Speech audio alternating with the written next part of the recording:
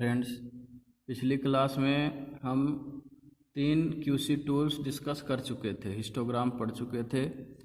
अब जैसे है कंट्रोल चार्ट्स, तो कंट्रोल चार्ट जो है स्टैटिकल डिवाइस है, जैसे वो सब भी स्टैटिकल डिवाइस है जो मेजर करता है डाटा को, जो क्वालिटी कैरेक्टरिस्टिक्स से रिलेटेड होता है, यानी कि quality actual quality of product जो बनाया जा रहा है उससे रिलेटेड होता है।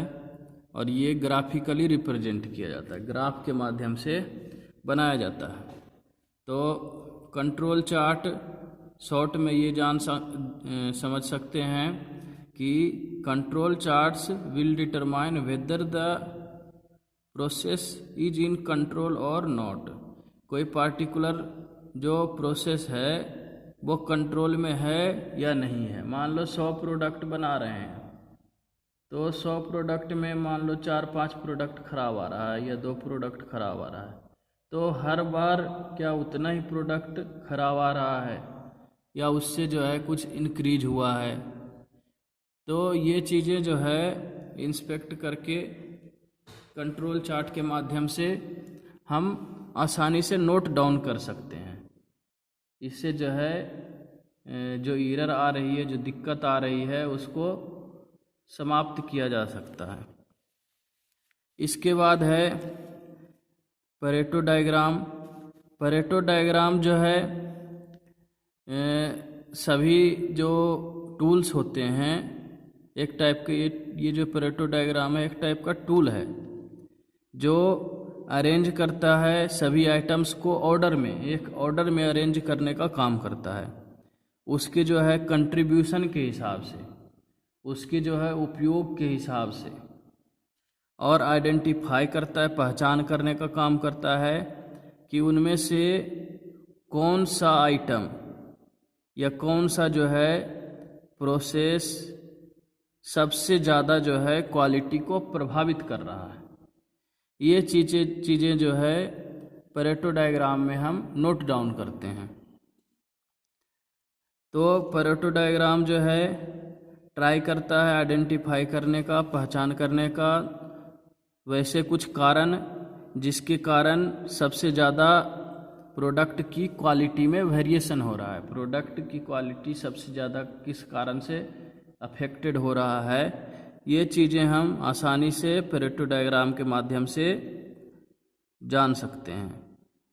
जैसे कि थंब रूल है, वो कहता है कि 20% जो कारण है वो रिस्पॉन्सिबल होता है 80% वेरिएशन के लिए।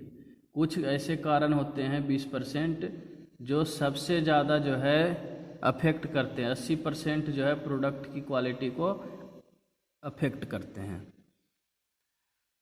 इसके बाद है cause and effect diagram. Cause and effect diagram, इसमें जो है किसी पार्टिकुलर एरर या पार्टिकुलर प्रॉब्लम को या पार्टिकुलर गलती को, जो कोई गलती होती है उसकी जो है उसके कई क्या क्या कारण हो सकते हैं, उसे आइडेंटिफाई किया जाता है। मान लो प्रोडक्ट की जो सरफेस फिनिशिंग है वो ख़राब है, तो उससे जो है कई कारण चेक किया जाता है कि प्रोडक्ट का जो रॉ मटेरियल है उसमें कोई डिफेक्ट तो नहीं है, या फिर मशीनिंग ऑपरेशन में कोई डिफेक्ट तो नहीं है, या जो ऑपरेटर है उसकी कोई गलती तो नहीं है, या जो स्पीड है मशीन की वो ज़्यादा है या कम है।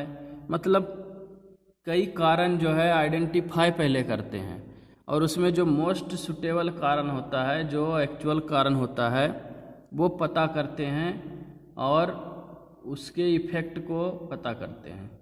इस तरह से कॉज इफेक्ट डायग्राम से जो है आसानी से प्रॉब्लम को सोल्व कर सकते हैं, सॉर्ट आउट कर सकते हैं।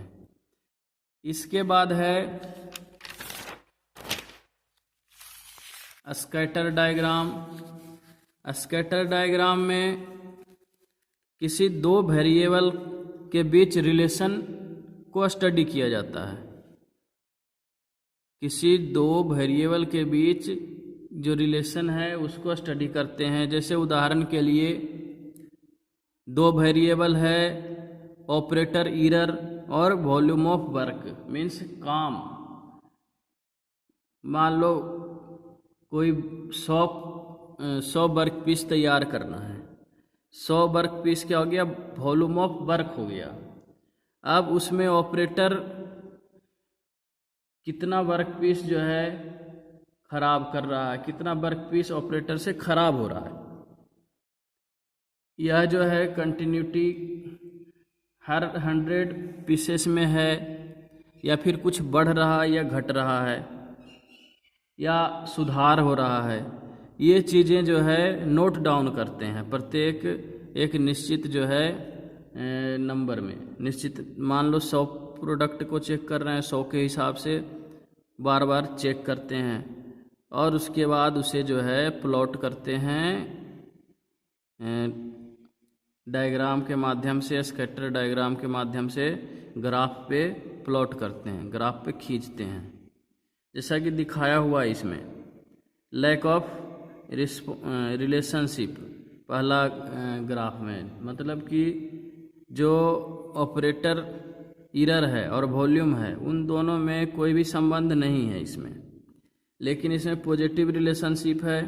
मान लो अगर डॉटेड लाइन है वो ईरर है तो ये ऑपरेटर का जो है टोटल वर्क है। इसके बाद टोटल वर्क का टोटल वॉल्यूम है। इसी तरह लगातार रिलेशन जो है कांस्टेंट रिलेशन दिख रहा है, तो इसलिए पॉजिटिव रिलेशनशिप है।